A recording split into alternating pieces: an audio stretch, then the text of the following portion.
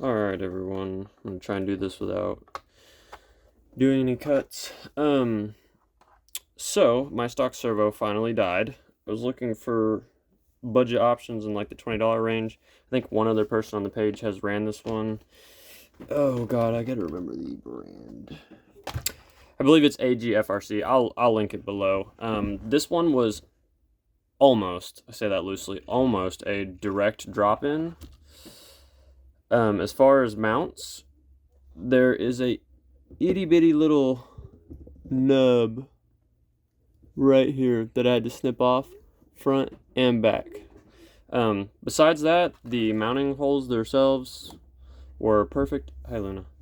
And it dropped right in.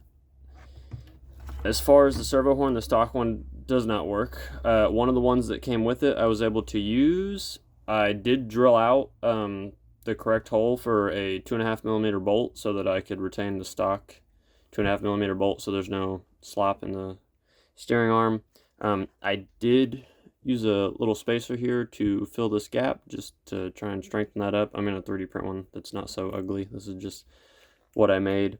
I've only done one run with it, so longevity is still questionable at the moment, but I'm pretty impressed with it. I think it was like $24 shipped on Amazon. Like I said, I'll link it. My truck's not super heavy, but it has a light kit, has fenders, you know, brass, oh, just blinded everybody, brass diff covers, 64mm tire, so definitely on the heavier end. The other benefit to this is I've seen a few people say that they struggle to get full steering throw with the new Trx4m servo or some of the aftermarket ones. This one will essentially touch the Luna. It'll essentially touch the lower control arms with ease, so definitely not a problem. I get full steering throw without a doubt. As far as strength, I know that is extremely hard to show without a running video. Don't really know the best way to do this. It's probably going to be hard to see. This is not ideal, but I'm going to push down on it pretty hard. If you see the tires are deflating, I mean, and this is like a super high traction surface here, but I mean, it's for $24. I'm extremely impressed with it.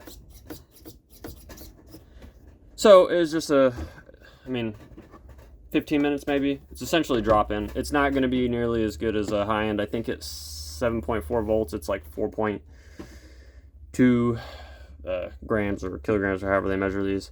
So definitely not on the super strong side of things, but also for $24 definitely on the better side. So yeah, I guess if y'all have any questions, you can leave me a comment. I just want to do a quick video. It's a little bit easier to explain some of these things, but very happy with it for $24. So if y'all are looking for something that's essentially drop-in, I would say this is a good option until we have some people design stuff specific for this, or if you don't feel like buying a mount, it doesn't really get much easier as far as modification wise. I didn't have to do any shaving inside the mount. It was just clipping those little nubs off. But all right, like I said, if y'all have any questions, just let me know.